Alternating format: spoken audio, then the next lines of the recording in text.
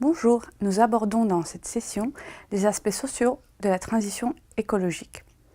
Elle permettra de réduire les inégalités et les trappes de pauvreté. Nous allons voir pourquoi et comment.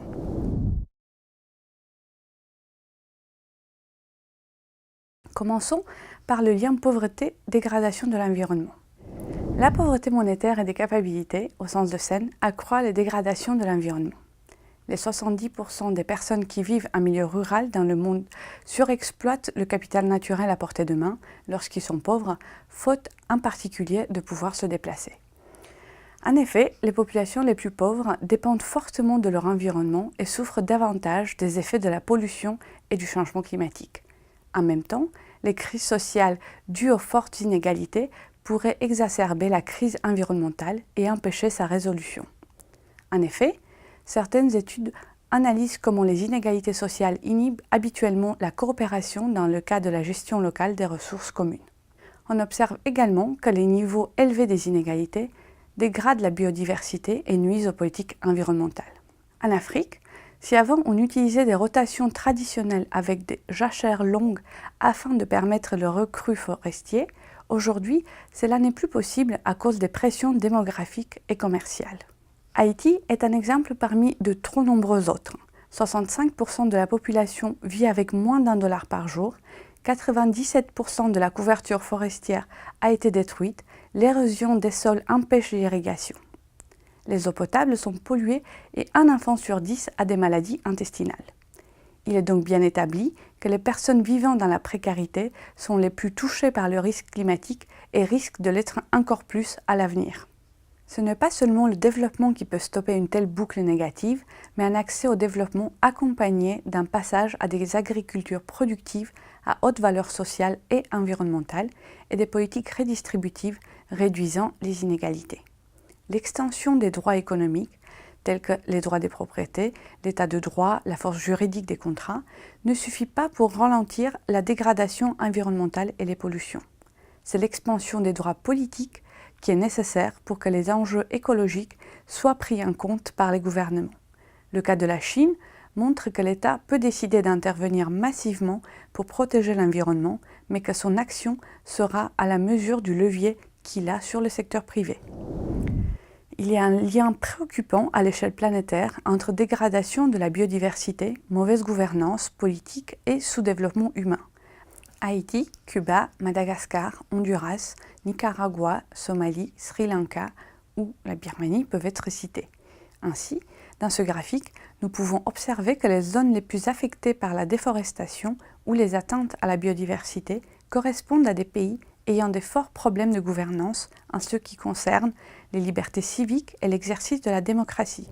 Les inégalités de développement humain exposent les populations des pays pauvres à des conséquences aggravées des catastrophes naturelles consécutives au changement climatique. Les capacités d'adaptation sont proportionnelles au niveau de développement économique et social, alors que celui-ci n'est réparti également ni à l'intérieur des pays ni entre les pays.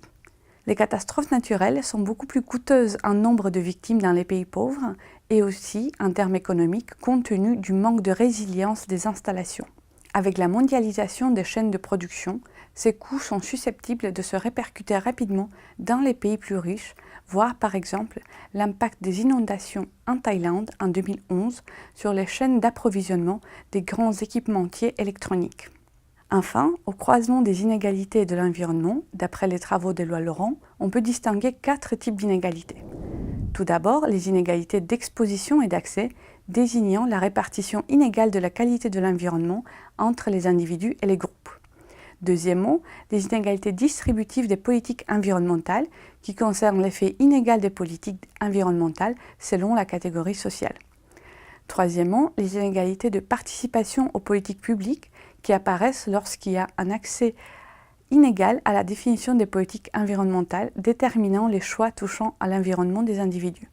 Et enfin, les inégalités d'impact environnemental, également appelées inégalités écologiques, qui désignent des situations dans lesquelles les différentes catégories sociales n'ont pas le même impact sur l'environnement. Voyons maintenant pourquoi il faut réduire les inégalités afin d'augmenter les ressources fiscales affectées à l'environnement. On peut ainsi observer qu'il y a une corrélation négative assez forte entre le niveau d'inégalité à l'intérieur d'un pays, mesuré par le coefficient de Gini, et la part des recettes fiscales consacrées à l'environnement. Moins il y a d'inégalités et plus les politiques environnementales sont financées. On peut l'expliquer de plusieurs manières, en particulier par l'impossibilité pour les personnes les plus pauvres, là où les inégalités sont importantes, de constituer une base taxable substantielle. Cependant, d'après une autre théorie, dans des sociétés très inégalitaires, le pouvoir politique, en particulier celui de décider des politiques fiscales, est concentré aux mains des plus riches, dont les comportements économiques génèrent moins de pression environnementale. Si l'on accepte le lien négatif entre le niveau d'inégalité et la part de recettes fiscales consacrées à l'environnement, qui ne fait pas l'unanimité au sein des économistes, on pourra expliquer la lenteur de l'adoption des politiques environnementales plus ambitieuses par la montée des inégalités observées depuis 40 ans que nous avons évoquées au cours d'une session antérieure de ce MOOC. Réduire les inégalités permettrait donc des politiques environnementales plus ambitieuses. Merci pour votre attention.